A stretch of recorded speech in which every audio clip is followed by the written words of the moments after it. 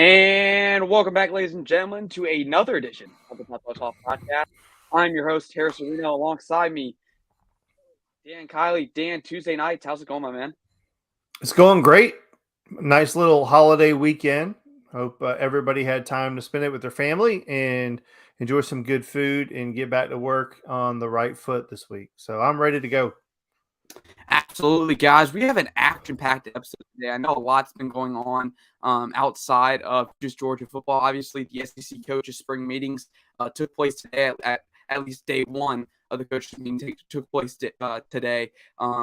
Instead of touching on that today, because I'm expecting more news to come out of it as the week progresses, we will touch on that next week when hopefully changes, rules, updates, whatever, start making its way into the news feed. So we will not be touching on that tonight. We'll be going on into it next week, a little bit more in depth for episode 45 and episode 45 of the Top Talk podcast. So guys, with that, let's move on to our main event, our headline topic, as we call it, of the night. Changes things up a little bit for our new listeners. Hopefully you're tuning in from either YouTube, Facebook, or Twitter. That is right. We've added Twitter and Facebook to our destination. So hopefully you are joining us tonight here from home. Dan, we got a lot to talk about. And first off, it's been basically the mainstream headline when talking about Georgia football is, Georgia's football's offense is going to need to step up in a big way in 2022. That's the mantra going around now. So, Dan, let's get started off. I just want your thoughts on this whole narrative that Georgia's offense is going to have to take a massive step forward in 2022. The narrative that they have to take a massive step forward, I think, is false. Then, if you're saying that I want them to take a step forward, that's awesome, and I agree with you.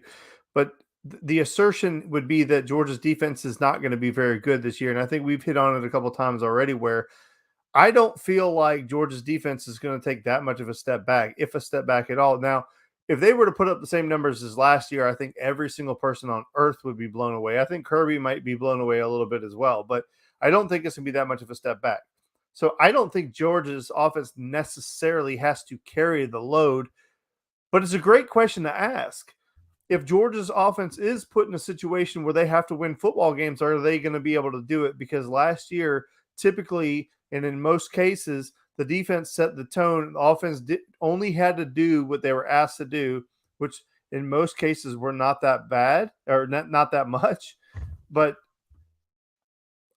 I would like to see this offense start being as dominant as the defense has been in the past. So it's a great question to ask. You have some numbers written down, some people coming back. I'll let you carry the load a little bit in this conversation right now. And what Dan's alluding to is in our show notes, we did some tracking of exactly what all Georgia is bringing back. And here's what we had, thanks to Bill Connolly over at ESPN and his returning production statistics that he did, number crunching, as I like to call it, back in February. Georgia's returning 73% of their offensive production. That includes starters like Stetson Bennett, your starting quarterback, much to the dismay of many, not many, of some in the famous. Dan, I think you were you remember just as well as I do our very first few episodes together, talking about that and the narrative that he can't do it even after winning that championship. They're bringing back receivers like Adonai Mitchell, Ladd McConkey, tight end Brock Bowers, Warren Mcclendon, offensive tackle, offensive guard Warren Erickson, and starting center Cedric Van Pran. So the cabinet's not bare for Georgia. There is a lot coming back, and that's not even mentioning some of the guys that weren't starters last year in Darnell Washington or Eric Gilbert, just to name a few. Guys injured like Kyrus Jackson, Dominic Blaylock, all that. You're getting those guys back added on back into the mix on top of that. So Dan, is it fair to say, starting with the receivers, is this the most talented set of wideouts Georgia's had in a long time?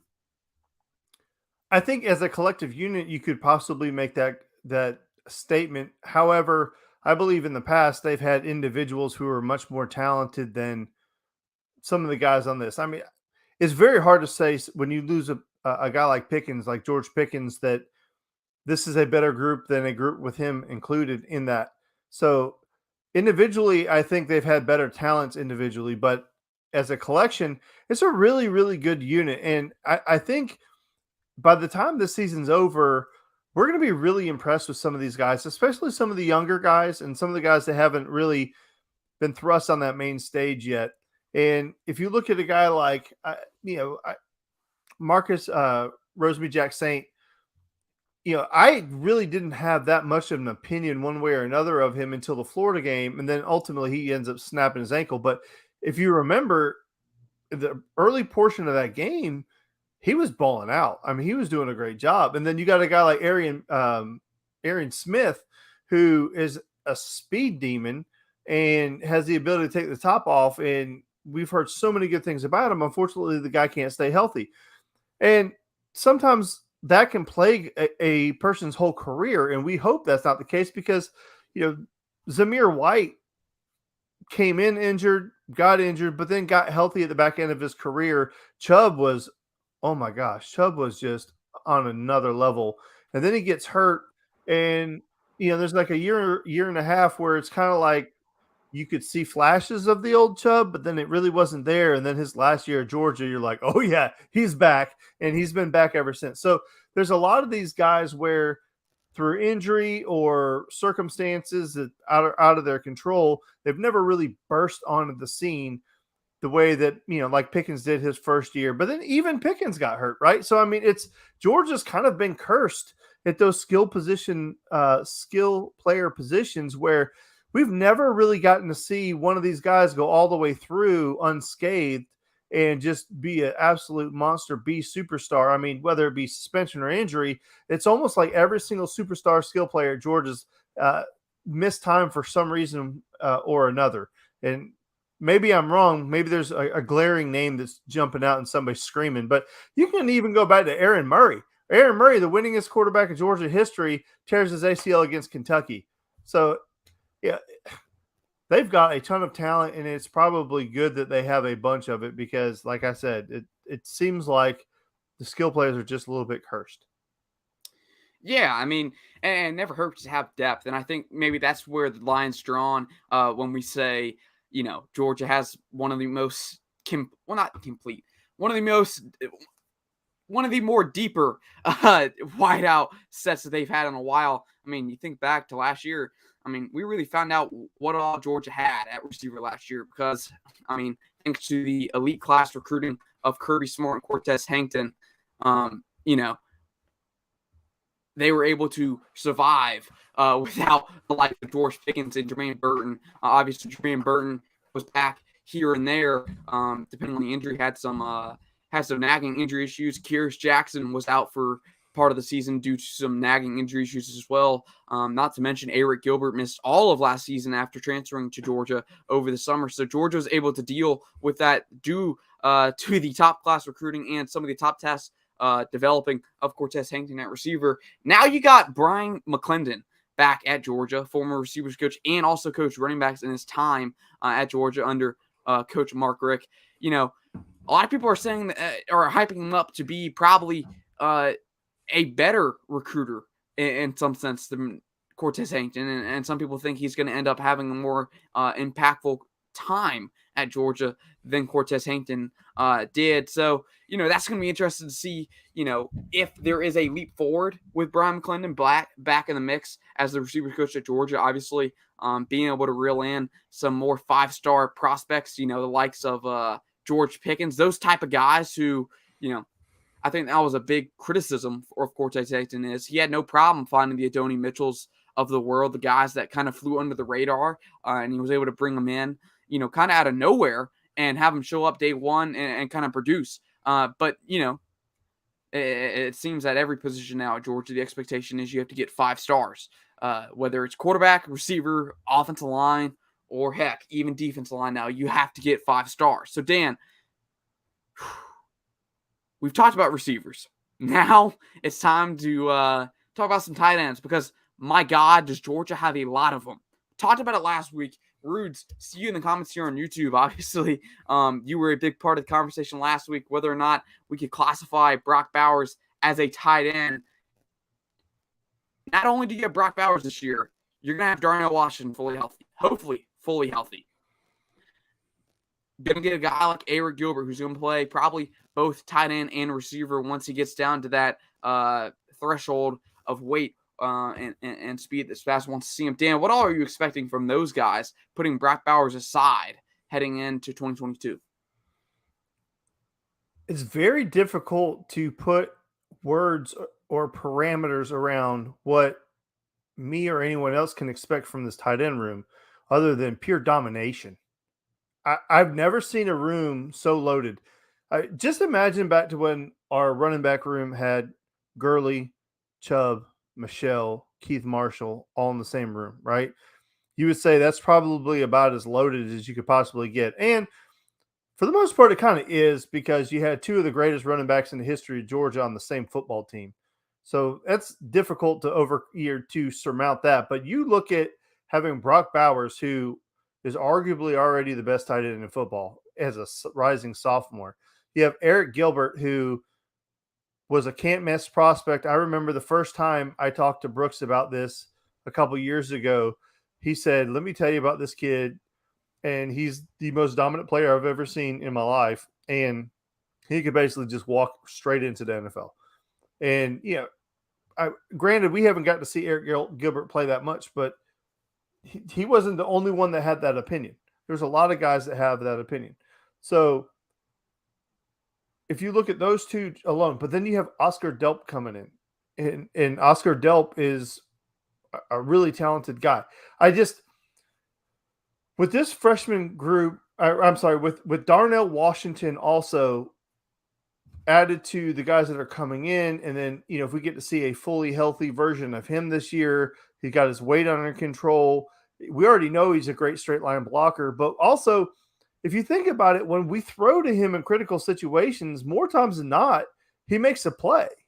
So it's difficult to say that he's just a straight line blocker, and he's an absolute mammoth human being. So he could be a real target in the red zone. They just have so many different ways with that room to hurt you. They can block you. They can outrun you. They can run around you. They can run through you. They can go over you. They can go under you.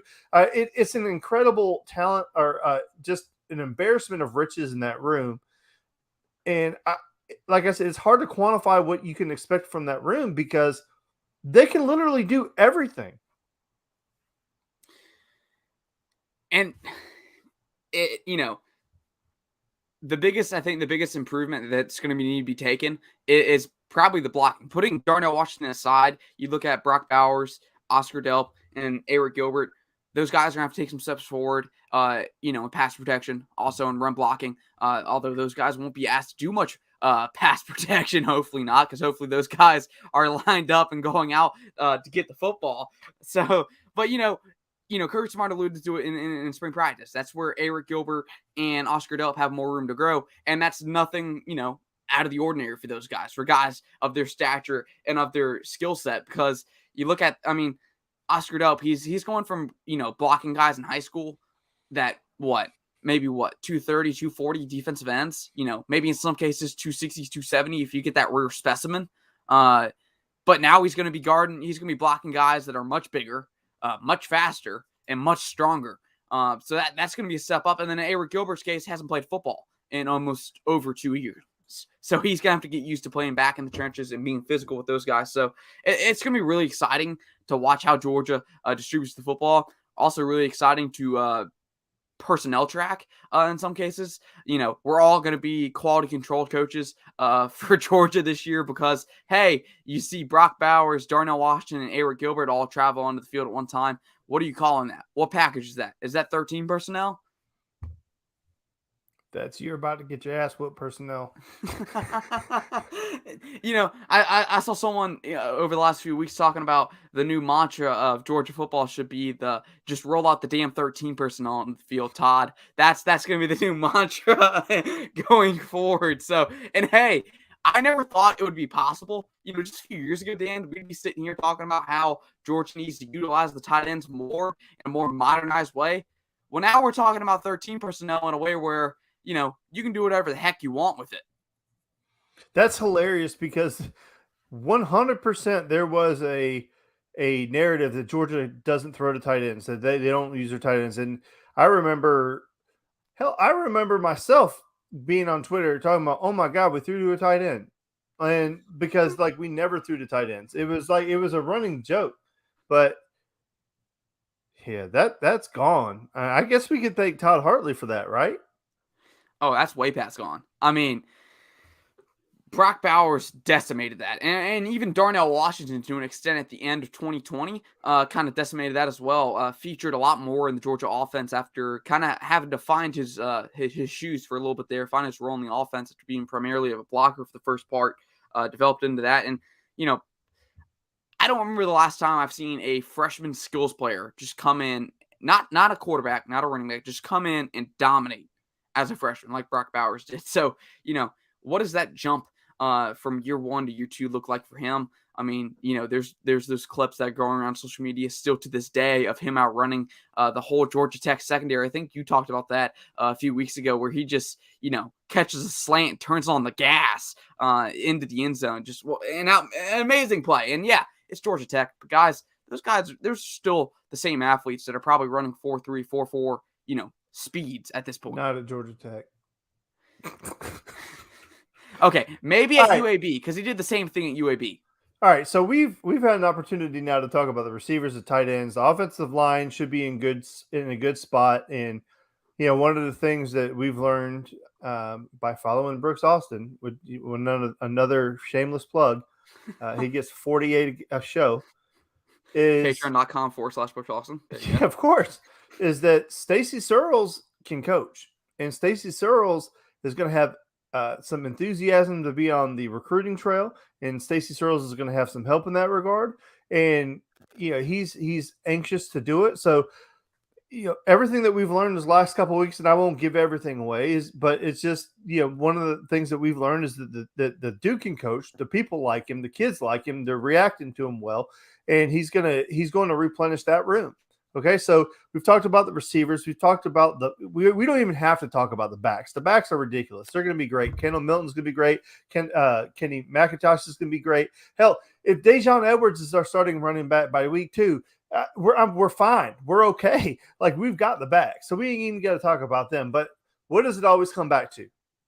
At the end of the day, what does it always come back to is it is the lightning rod that is 5'7". It is the thing that gets the most attention at the University of Georgia. It's what we get picked on for from outside sources, and then inside the room from inside of Georgia, in Dawg Nation, if you will. It's a split room. Half the people love him, half the people hate him. And there's really no in between. It's not like, hey, I just really like him. It's people either love him or they really hate him. And it's every day on Twitter. Gosh almighty, how we're 96 days away from the next college football season starting. We're like 2 or 3 months away from our past winning the national title, which apparently Stetson Bennett had nothing to do with, clearly. Oh, yeah, he got carried. He didn't do anything. He got carried. Now, listen, I have been a Stetson Bennett critic. I will always be a Stetson Bennett critic because there are things that he does that I don't like. However, you have to acknowledge the dude did something that no other Georgia quarterback has done in the last 41 years, which is win a national title. So you can be as mad as you want to at the guy. He didn't do anything other than show up, play when asked, and win football games. Is there other guys on the roster who could do it better? Maybe. But you know what? For whatever reason, the coaches don't trust him to do it. And Stetson was able to show up every single one. So, again, you have some notes on Stetson. I'll let you read your Stetson notes because of your notes. But the guy is delivered when asked.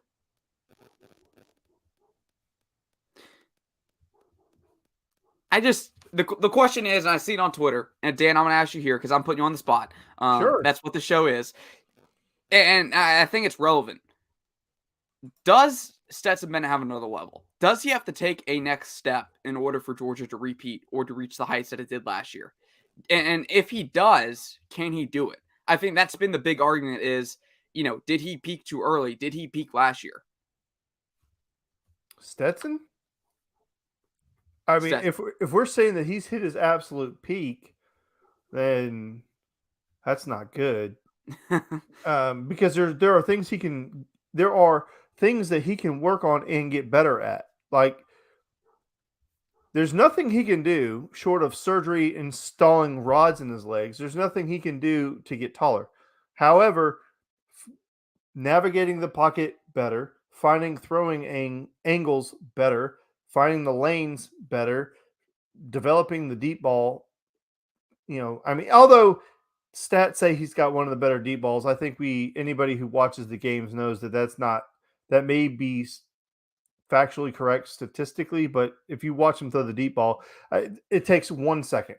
You can watch one JT Daniels throw and one Stetson Bennett throw and like, oh shit, okay, that doesn't look the same.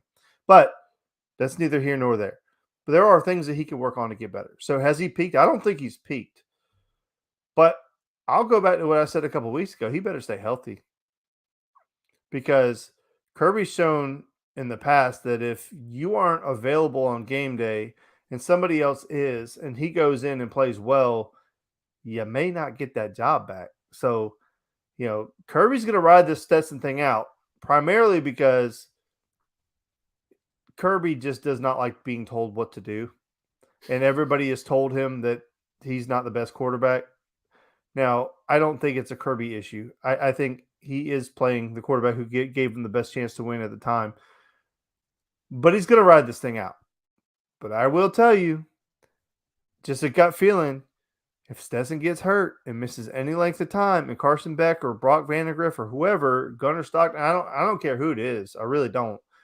If one of those guys gets in and tears it up and they start ripping off points, I'm talking about like, let's just, for example, who do they play week 2? South Carolina, right?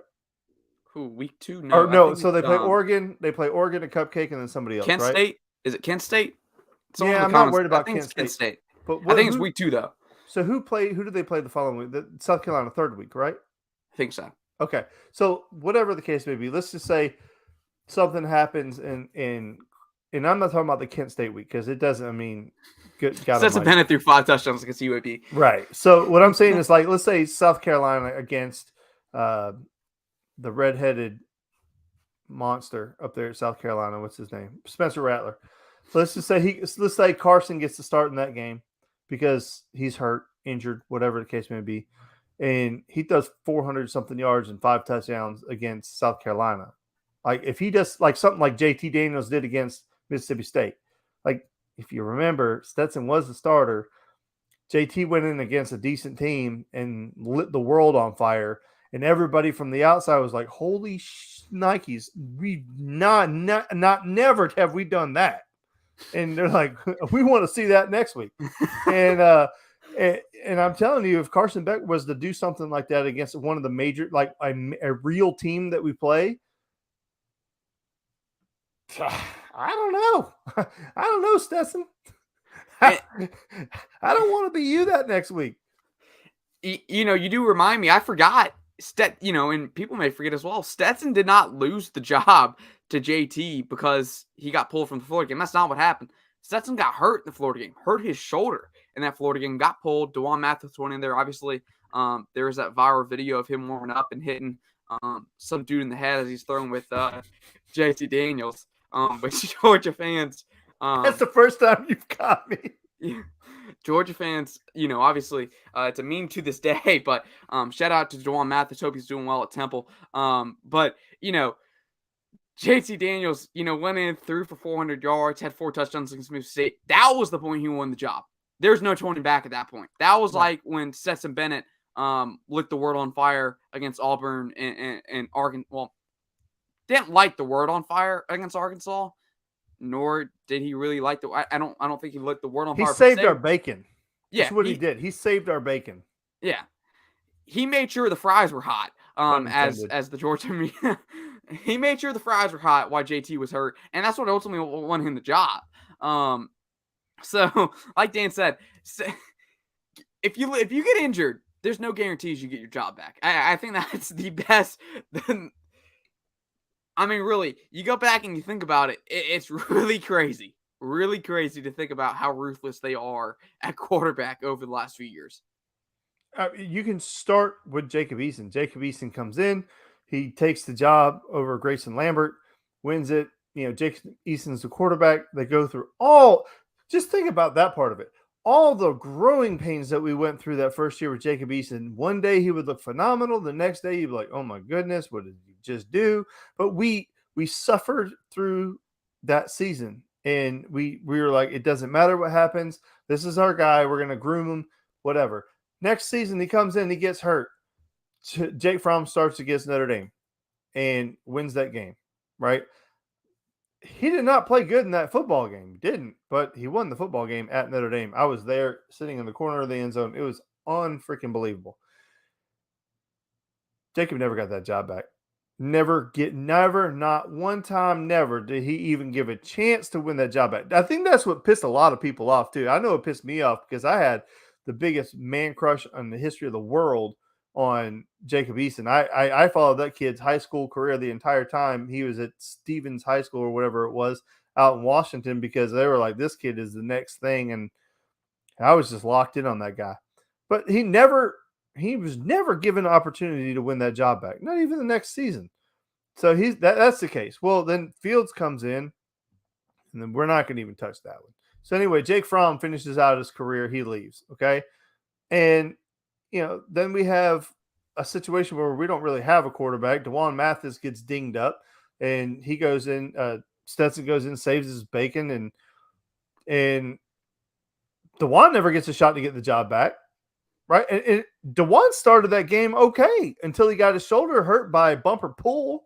Bumper Pool takes him out of the game, and he never gets a chance to get that job back. It's Stetson's job.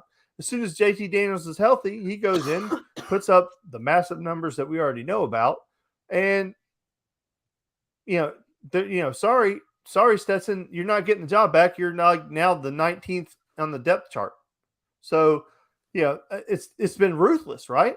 Well, then JT gets dinged up, not healthy. Carson Beck was supposed to start, doesn't start, just buried on the depth chart. They're like, he's in purgatory. So, all of a sudden, here we are, Stetson Bennett again. Like, yay. Okay. And then JT's healthy again. No shot at giving him the job back. So, there may be more things to that. Okay. Whatever. But, yeah, Kirby's like the Grim Reaper of the quarterback, bro. It's like if you show a weakness, he's just going to kill you. So I don't know, man. If I'm Carson Beck or Brock Vandagriff, I'm not transferring or even really being up the set. They're like, I wouldn't be surprised if somebody pushes him off a sidewalk and he rolls his ankle. Yeah. All right. Well, I think we beat that subject to death. So I think, in summary, I think we both think that Georgia's offense can be a lot better. But we're going to move on now to the number one segment in the history of the world. It's what is Dan angry about now? And I know you guys love this. So I'm going to try to come with a little bit of heat. Now, I try to think about these things, and last week I got a suggestion for it, and I thought I did, pretty good or whatever, but fake insiders. That's what I've landed on this week. It's fake insiders. First of all, who are these people? Who are these insiders? Where do they come from? You don't know their names. You don't know anything about them. They don't have any real connections to these programs in most circumstances. So who are they, and why do we believe them? So what are their connections? What are the connections to the program? Are we sure that they even have them? Are they just saying that they do? I mean, for gosh sakes, that Ray UGA guy or whatever the heck his name is, we all know that's a parody. God darn it, I hope we know that's a parody. But anyway, I think I got like Twitter famous in a hurry. And then also, when you're looking at these people who claim to be insiders, look at the information they're sharing and ask yourself a pretty simple question. Would somebody who's really connected to a program, who has relationships in the program, wants to sustain those relationships in a program, would they share that information? There's a difference between being a journalist who exposes information or whatever, and they don't give a shit whether you like them or not. They're going to just expose you for what they are. And, those types of people, they're not insiders or journalists, and they don't care about any of that stuff. So when these people claim to be insiders, look at the information they're sharing. Would a true insider, would somebody with those relationships, would they actually share that information? And the other one that I want you to think about and ask yourself is, what do they actually know? Do they actually know anything, or are they just regurgitating information? Because if you go back to what are their connections, think about it this way. Georgia's practices are closed. Georgia's locker rooms are closed. Hell, Brooks Austin can't walk into, and I'm not picking on Brooks. Please don't say Brooks is not one of the fake people I'm talking about. But what I'm saying is, like, Brooks can't walk into the locker room and just hang out with the kids all week long. Okay. So those types of guys, they have to have connections. So do you trust that they have legitimate connections that can give them bona fide information? And if the answer is that no, or you don't know, then why are we listening to these people? Why are these people getting so famous? I see these idiots on Twitter. They've got like 15,000 followers. I've got like 300. And I know way more people than these other idiots. I mean, for God's sakes, one of my best friends from high school was the freaking academic advisor for the entire football team. You don't think that he has connections? You don't think he gets information? Every single one of those students come into his office, every last one of them. And he makes sure that their learning plan, the lesson plan, whatever, tutors are all set up, all that stuff. He knows who's hurt, who's not. He knows who's playing, who's not. But I can't release that information because I don't want to ruin that relationship. And I'm not trying to get into that space, right? But who are these people? What are they, it just, Harrison, it blows my mind how quick we are to just anoint these people of these, like Rusty Mansell, for example. Okay. That man has busted his ass and basically created an entire business around this. He is one of the first ones that I ever paid attention. Jeff Santel is another one that was really early on this space. And you could see the relationships. They prove the relationships. They're on the sidelines on game day. They have face-to-face meetings with Kirby. They are with the staff. Rusty Mansell is one of the most trusted guys in the entire industry. I've seen him at our high school. I've seen him in the locker rooms. I've seen him with the high school coaches. I trust things come out of their mouth. But gosh almighty, don't name names. All right, I'm not doing that. I'm not going to name names. But there are guys on Twitter, you're like, bro, you're 20 years old and a punk. Like, you don't have real connections. You're regurgitating information that somebody else got for you. You're going behind a paywall, getting information, pretending that's coming from you. It's bullcrap. So, anyway, yeah, hot about that. I just get so angry at the fake insiders in this industry. It's like, you're not anybody. You're not real. You're not a nobody. And then it makes it people like Rusty and Jeff and Brooks and guys who we know have connections. And these idiots, they devalue the information coming from them or have the audacity to call them out. So I don't take over because I'm flummoxed here. Bottom line is what Dan's saying is, and I would like to touch on, there are a lot of good people in Georgia's space, a lot of good people in this space. I've had a pleasure of meeting a few of them, and there's none better out there that I've met. I mean, there's a ton of them. So like you said, like your parents told you back in the day at the beginning of the internet, make sure you look into where you're getting your information, make sure it's credible.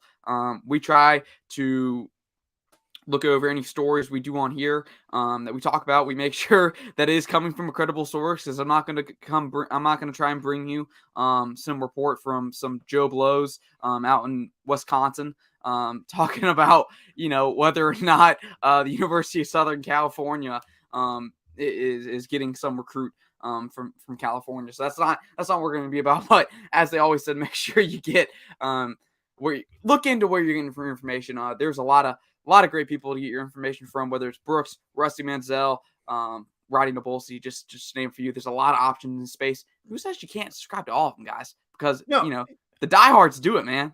Yeah, they do. They provide a great service. They provide great, and they all got their own thing. Yeah, And then, please, I'm addressing the guys on like these Twitters and stuff like that. Okay, I'm not necessarily going behind the scenes on that way. But then there's also good information in shows like Robert, the DGD podcast, right? Our brothers, Jonathan and Jeremiah on Classic City Sports. they give good information, but they don't claim to be insiders. None of them do. They don't claim to be insiders. Do we know people? We all know somebody. We all know people. We don't have the relationships to the extent somebody like Rusty Mansell or anything like that. That's why they are who they are, and that's why we are who we are. But the point is that none of us claim to be that. And we're not trying to give you information like I know something that nobody else knows. And I think that's where I get frustrated and angry is you got people like us, Robert, Jeremiah, Jonathan, who try to do a good job giving you an entertaining show. And we try to gather all the information that we're getting and try to disseminate it over the airwaves this type of way. But then you've got other people who are just trying to act like, they're Kirby's best friend. And like him and Kirby hang out all weekend and he just tells them every little bit of information. It's like, don't buy into that crap. It's not true. You already know that Kirby doesn't say anything at all unless he wants it to get out. Like Kirby's not going to say anything controversial about his program. He's not going to Kirby's not leaking information about who's starting at right tackle this weekend. That's not happening. And if you think it is, if you think some idiot on the internet has a relationship with Kirby to get that kind of information, then I have beachfront property in Idaho to sell you. And with that will conclude this week's edition of What is Dan Ayer About Now? Guys, we are 37 minutes in, and we still got a lot more to talk about. I do want to address it real quick. If you do hear my voice fading, I did have a little bout with COVID over the last few days. So if my voice does give out at some points, you know why. Powering through, I do feel much better, and I'm powering through it to make sure we can get through this episode today. But Dan, you suggested this segment. We put it into the show pretty much immediately. And actually, I'm just going to let you take it away and let you introduce this topic. All right. Well, we were trying to come up with show topics, and one of the ones that we recommended was who has the best chance of knocking off Georgia this year? And what got me to thinking on this is I went and saw the movie Maverick this weekend, and it was probably one of the best sequels I've ever seen in my entire life. And you can come at me if you want to. I don't care. And that movie is phenomenal. So it got me thinking, like, what are some of the best sequels ever? And then if you follow my crazy brain, that translated to Georgia sequel. What does Georgia do to follow up their national championship season? What does their sequel season look like? And who has the chance to be the villain in that? Who's the team that has the ability to ruin that season? Now, there are some parameters to this, and I've already gone over these rules with Harrison, and he understands. Alabama is not allowed. You're not allowed to say Alabama because Alabama forevermore, until Nick Saban leaves and somebody else comes in and destroys the program, is going to be a team that can win a football game, right? So we are not allowed to say Alabama. And to start this conversation, it is who has the ability to be the villain and derail the Georgia sequel or ruin the Georgia sequel during the regular season. So all of your postseason teams are off the table until later in the conversation. So if we go through the list of all the different people, I started out, I kind of put them in order of how I thought they would, and I'll let Harrison have his rebuttal. So I started off with Tennessee. Maybe I'm a little bit influenced by Harrison because he's on the Tennessee bandwagon, but it's year 2 under Heupel. It is a team that can put up points in a freaking hurry. I won't steal all of your notes. I'll let you come back. So they can put up points in a freaking hurry, and they have athletes. They haven't recruited at a super high level, but they've been bringing in people. They've got a couple different transfers to come in. They're going to be, they're able to come in and sustain that program. My fear would be that Georgia somehow gets in a shootout with them and is not able to score late in the game, maybe to catch up. So Tennessee is at the top of my list. Would you like to have a rebuttal now, or you want me to go through my list? Keep going. Okay. I agree with that. All right. So number 2 on my list, and you may disagree with this. I think there are a lot of people who will disagree with this, but it's Florida, and it's Florida for obvious reasons, right? Because Florida is one of those teams that is always a thorn in our side, and I know we've beat them pretty handily recently, but they can up and beat you. And they do have their new head coach in Billy Napier. What would be a bigger jumping on point for that entire program, fan base, coaching staff, all of that than beating Georgia, right? I think on their schedule, there's not a team on that Florida schedule they would want to win more than Georgia. Okay? So I have Florida number 2. Number 3 would be Kentucky, and the simple reason I have Kentucky on there is they do have a competent quarterback who I do not think is to be a first round or a top 5 NFL draft pick. So you missed me with that.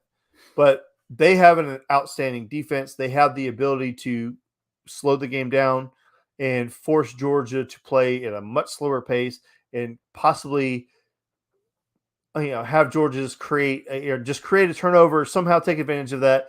So, Kentucky's number 3 on my list. Number 4 is Auburn.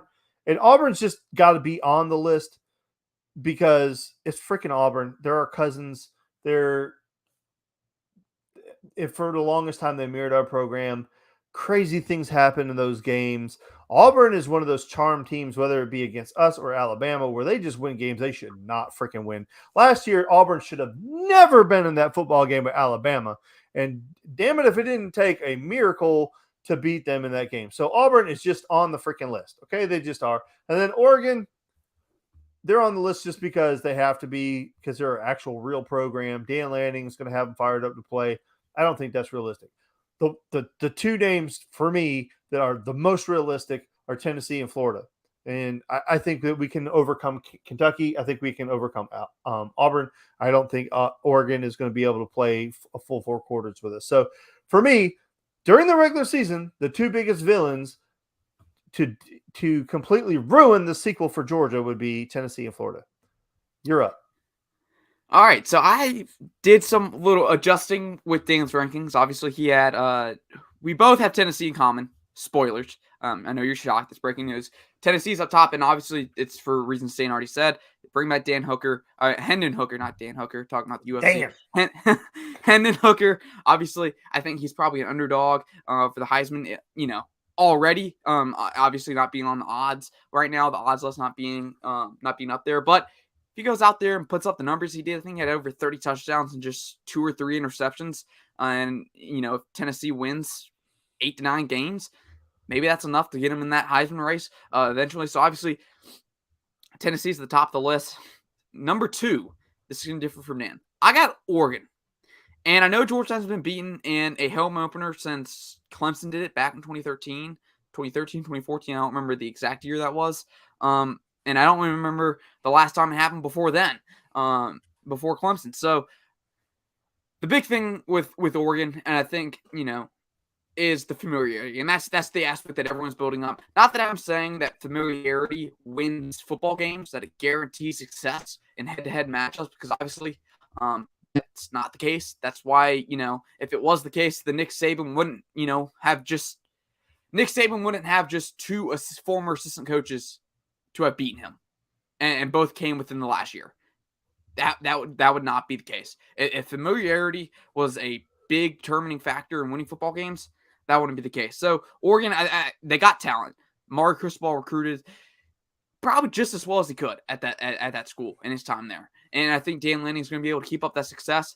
I don't know if it will rebound from year 1, but I think he's going to keep that program going, maybe elevate it to that Pac-12 championship level over the few years. It's going to have a tough job in USC. But also, Dan, I'm sorry, but they do have Bo Nix. So, yes, you do have a 4th year of Bo Nix to watch in a game against Georgia. Obviously, 0-3 to start against Georgia. Closest game coming his freshman year, which was probably his best game against Georgia in his 3 years so far. But here's the kicker. He's being reunited with his OC from that same year, Kenny Dillingham. I don't know the exact details of whether or not Dillingham was the play caller back in, I think, that was 2019? The 2019, Jake Fromm's last year at Georgia. Close game. Bo Nix had a pretty good game, to my recollection. Going to be reunited with that same play caller. All right. Number 3. I got Florida because, like Dan said, it's rivalry. It's there. Now, Dan, here's where it gets a little bit more different. South Carolina. that was someone that I don't remember hearing mentioned, but I got them ranked above Auburn, and it's for this reason. You bring in Austin Stogner, you bring in Spencer Rattler, obviously a lot of hype around those two.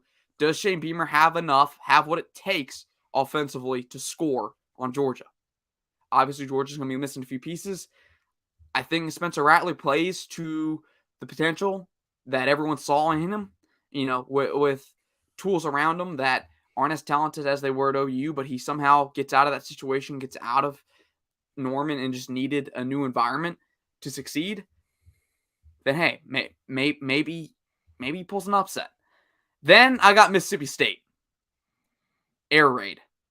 Who would you want to see, Lee Stan, for a defense that is as young as Georgia this year, for the same defense that everyone's building up in the mainstream media as one that's going to have problems? Not that I agree with it, but, if Georgia's defense is going to be lacking as much as everyone says they are in the mainstream media, then Mississippi State's not a team you're going to want to see, no matter what part of the season you're seeing them in. Mike Leach, always an issue. The last time those two played, one-score game. Going to be a fun game to watch. I'm going to hate the Cowbells, but I'll sit through it, Dan. And lastly is Auburn, because like Dan said, it's a rivalry game. Always easy to get up for, no matter how bad or how good Auburn is. They're always going to get up for Georgia. So I like the South Carolina one, and I was actually thinking of having them on my list.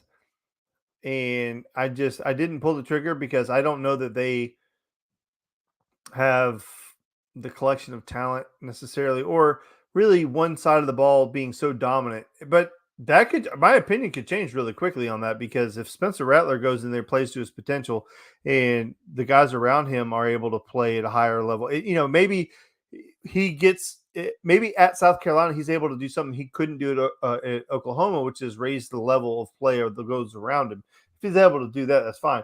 Now, I will say that everything you ever heard about Spencer Rattler coming out of Arizona is his teammates didn't like him. He was a jerk.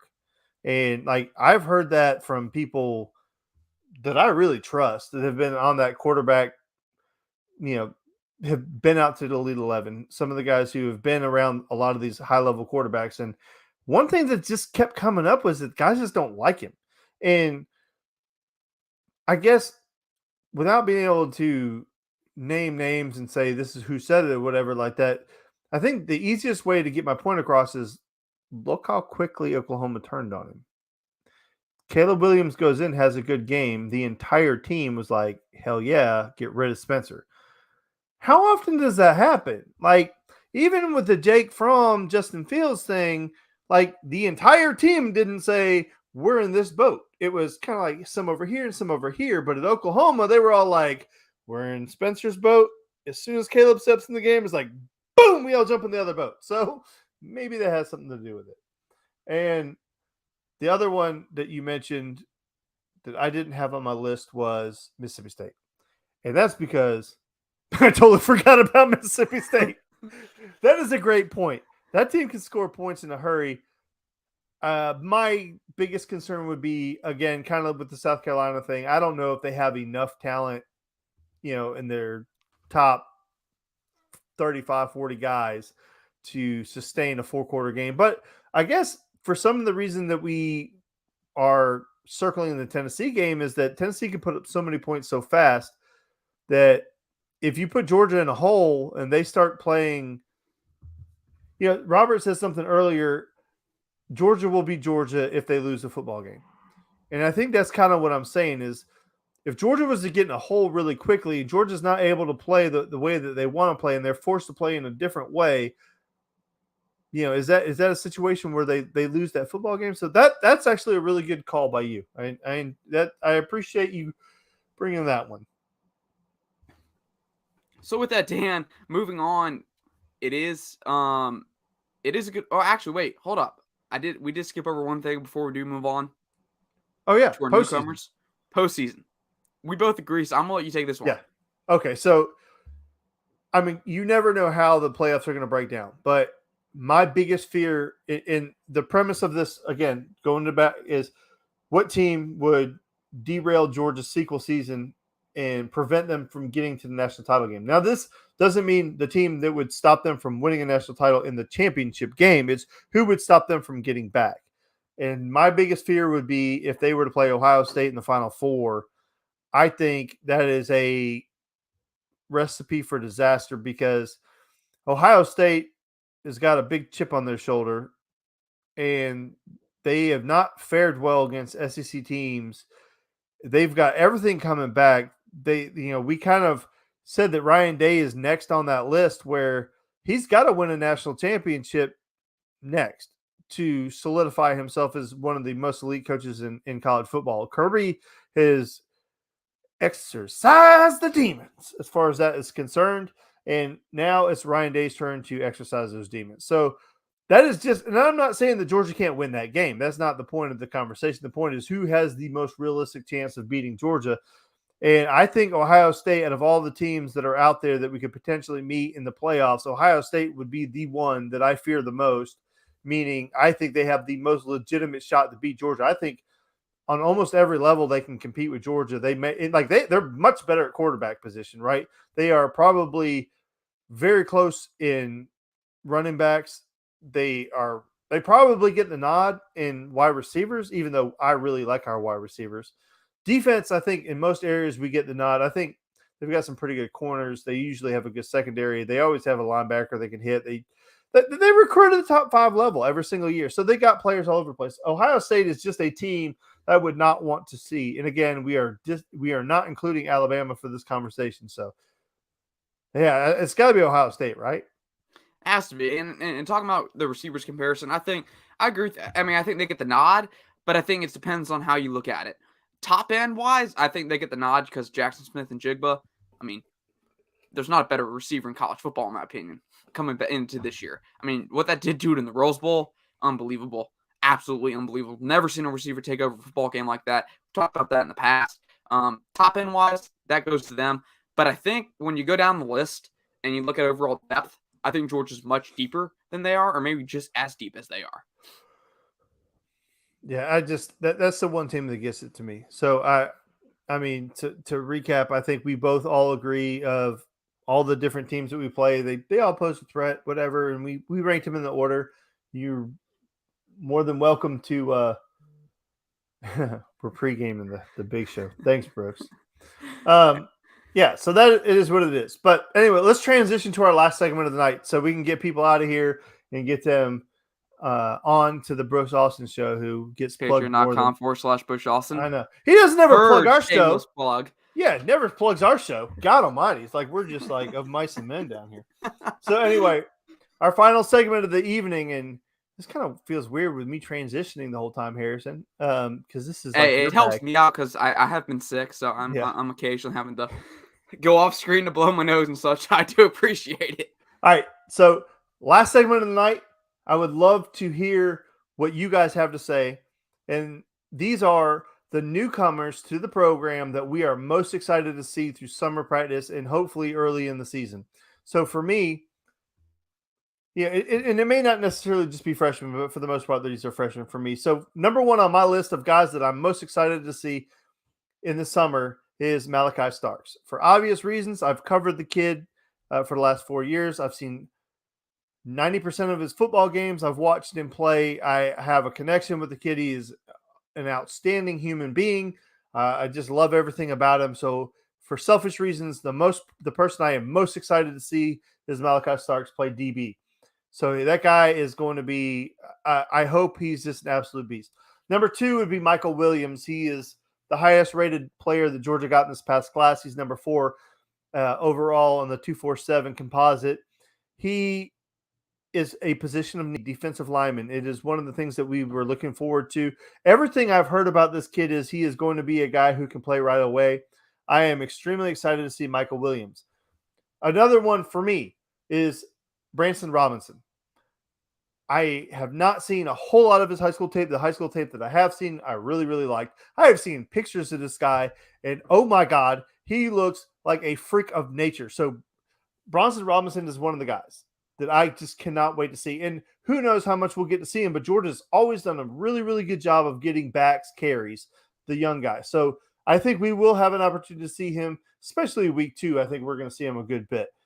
Number 4 on my list of guys I'm really excited to see is Denylon Morissette. So I didn't know a whole lot about this guy. Brooks was talking about him all the time. He covered him. He did a breakdown. So Morissette is a guy that I'm excited to see. And then Chandler Smith, the wide receiver from Florida, I'm excited to see him. Heard a lot of great things about him. I think there's an opportunity for wide receivers to get some catches early in the season. They've always done a really good job of rotating, just like with the running backs. But Malachi Starks, number one for me. Michael Williams, position of need. So I'm excited to see him get out on the field. Branson Robinson, because the guy looks like a freak of nature. Donalon Morissette, because Brooks was really high on him. And Chandler Smith, because I've heard some really good things about him. Those are my 5 guys I can't wait to see.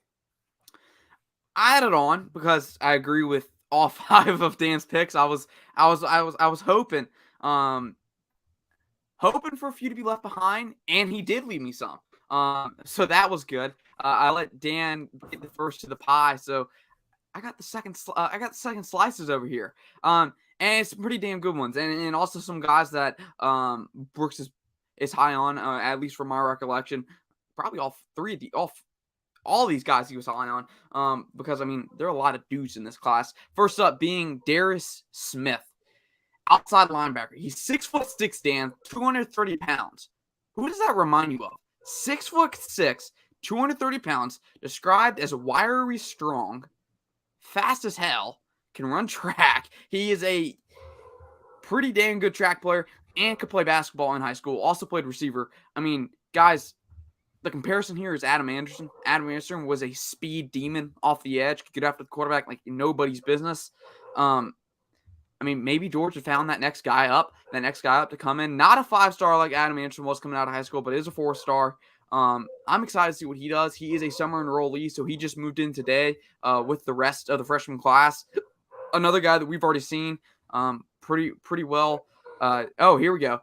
4.8 second 400 insanity from Darris Smith. Brooks Austin contributing there. Brooks, we do want to get while you're still here, Jaheim Singletary and Joey Humphrey, 2 corners that I think everyone's highlighted on the recruiting sheets as dudes, because I mean obviously Georgia has a track record so far under Kirby Smart of developing some top class cornerbacks. I mean there's none more highly touted than Jaheim Singletary and Joey Humphrey. Add him alongside freshman already enrolled Dalen Everett, who popped pretty damn good. Popped off the screen in the spring game from our recollection for what we see. Made some pretty good plays. Obviously gave up that big play early to Arian Smith, but who doesn't?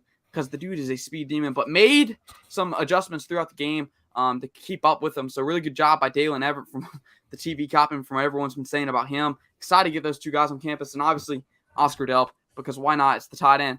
A guy that Robert mentioned in the comments, Marvin Jones Jr., obviously another really highly talented edge rusher. Georgia absolutely reloaded that front 7 in this recruiting class, obviously because you lost guys like Jordan Davis, Trayvon Walker, Devontae Wyatt, Nakobe Dean, Channing Sanders. The list goes on. So much names to replace, and I think Georgia did a pretty good job in this 2022 class of filling some holes, and hopefully all they got to do now is just develop them into those top draftable stars. So, Dan, before we let everyone go, tell them where they can find you on Twitter. Sorry, I had a blank. It's Dan Kiley 3, but I did want to comment on one of your guys is with Darris Smith, the outside linebacker. That guy, I got to see him in high school. I did his playoff game, and he's extremely athletic. But the wiry strong thing is the one thing that I take a little bit of umbrage with, because he's wiry. The strong, I don't know, because he got pushed around a lot, but he's had an entire offseason to add some strength and weight, and I'm sure that they're going to be able to do that. So he's got a 6'6" frame, 230 pounds. He has plenty of opportunity to put some weight on that. And I know Brooks has seen him in person too. You know, there's a chance that because his frame is so empty right now that he could put on some massive weight. I wouldn't be shocked, and maybe he won't. Maybe he'll settle in right there, but it wouldn't surprise me if he gets the ability to play to the defensive line, because he's got so much room to put on weight, and it's just a matter of how they want to use him. But you know, one of the things I did notice in high school is that he was just kind of so big and lanky. He did get kind of pushed around a little bit, and some guys got some leverage on him. But yeah, he's he is very interesting about seeing early because there's so much room for development with that guy. But yeah, anyway, if you want to follow me on Twitter, it's at Dan Kiley 3. And, I would love some interaction, some followers, from you guys. Like, share, hook us up, guys. Yeah, like Brooks is saying, 255 in a year isn't out of the realm of possibility. That would be adding 25 pounds, and I think that's very doable. And I'd be interested to hear Brooks's take if, how quickly he gets up to 255 might change some people's minds in that room about where they want his overall weight to be, because he is extremely athletic, quick, fast twitch kind of guy. If he's able to easily carry 280, 290 pounds, maybe you see him move to an outside tech on the defensive line. I wouldn't be shocked to see that. So, maybe Brooks can comment on that. But maybe real quick, while the peer pressure is on him in the comment section, Brooks, how about we get you on the show sometime soon? How about next week, talk about newcomers? But yeah, because I mean, there's a lot to talk about with these newcomers. Not only the newcomers, but what Georgia has coming back this year. Real quick, he says he's a year or two out, but you have young polished rushers in that class. He's a gamble and a damn good one. Brooks Austin. Make sure y'all go tune in on YouTube. It should be available. I think it's available for everyone. Brooks's big board, unveiling the big board for wide receivers. Obviously, Georgia's going to have some needs in that wide receiver class in 2022, in the 2023 class. So why not go see where Brooks ranks them on their board, does an in-depth analysis of each guy, takes the time out of his day and away from his family to go watch these guys, go watch their tape, evaluate them, grade them based off of his scale. And he has publicly put that out there to let you know what he's looking for and how he grades these guys. So really good in-depth analysis by Brooks Austin. You can also go find him over at sidogsdaily.com. A lot of good work being done over there as we get closer and closer to college football season, because God, are we missing it. But like Dan said, you can go follow him at Dan Kiley 3 on Twitter. You can follow me at Harrison Reno on Twitter. Guys, this has been episode 44 of the Top Dog Talk podcast. Shout out to the GGD podcast, the Film Guy Network, the Classic City Sports podcast, just some of the other shows that have been in our comment section as of late. Shout out to those guys. Want to see everybody grow. Guys, we'll see you back next week, Tuesday night, 7:30. See you soon.